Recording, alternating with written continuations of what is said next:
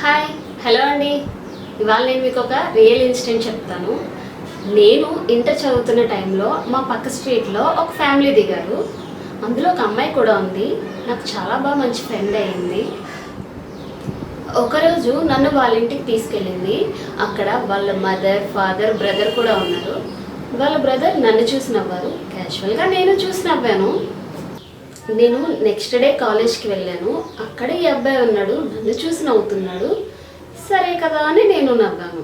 నాకు భయం వేసింది. ఆ తర్వాత అమ్మాయి నన్ను వాళ్ళ ఇంటికి పిలిచింది, నేను వెళ్ళలేదు. ఈ అమ్మాయి బర్త్డే ఒకరోజు వచ్చింది, నన్ను ఇన్వైట్ చేసింది. ఇంకా వాళ్ళ ఇంటికి వెళ్ళక తప్పలేదు, అక్కడికి వెళ్ళాను.